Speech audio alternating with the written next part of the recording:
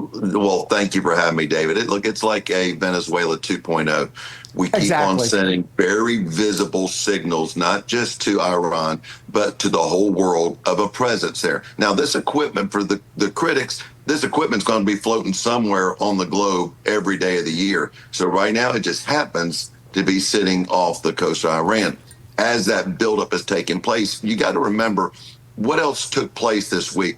The Board of Peace met. That is starting to formulate. And this is part of President Trump's one big picture that he is going to take the threat out of the world. The threat right now, the unstable threat, is Iran.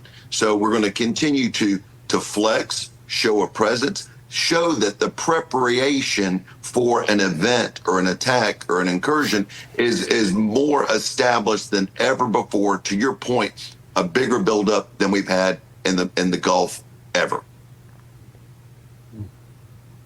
Yeah, Congressman. So want to move on a little bit. As we talk about this Iran situation, is your expectation that something could happen this week, or is the president likely, in your mind, going to hold off until after the State of the Union, which is Tuesday, if I'm not mistaken? I would think that he wants to keep the focus on the economy and all the good deeds and doesn't want to have to address a war, an impending war. Give me your professional assessment. I think part of the timing is President Trump's strength.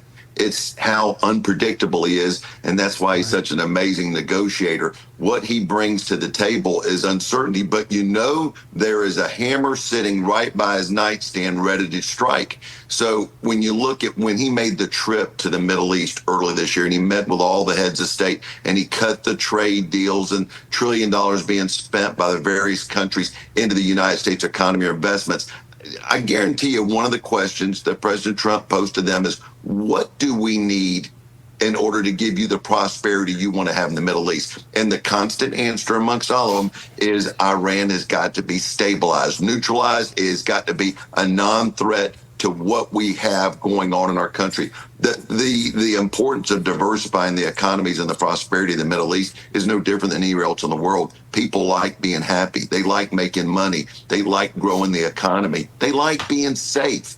And with a threat with Iran, it is not safe. And this is exactly part of the president's deal. I'm going to work and establish a board of peace. We're going to unite together, and then we're going to allow you to take care of keeping your own part of the world safe. And this is all part of the president's elaborate plan. I love it. Congressman, as you know, President Trump officially launched his Board of Peace yesterday, with member nations pledging $7 billion for the reconstruction of Gaza. We're learning now the administration is committing an additional $10 billion for that project. Congressman, do you suspect the reaction is from the MAGA base, who largely voted against deeper involvement in parts of the world like this? So I think part of the president, again, getting back to how he likes cutting deals, he would not have moved forward with this unless there were going to be a financial commitment by those other players. And as he shows momentum of what's being established with the Board of Peace, as he shows momentum with outside investment, those other players will come aboard. This is why, you know, he plays four-dimensional chess better than anybody that I've seen. Leveraging the tariffs, what's happening in Venezuela, you know, stopping the drug threat, sealing the border. All these things really fit very eloquently together. And to me, what's taking place in Gaza is all part of that one big picture. At the end of the day, it's going to be an amazing setup that we have globally. He's going to be the peace president. Yeah.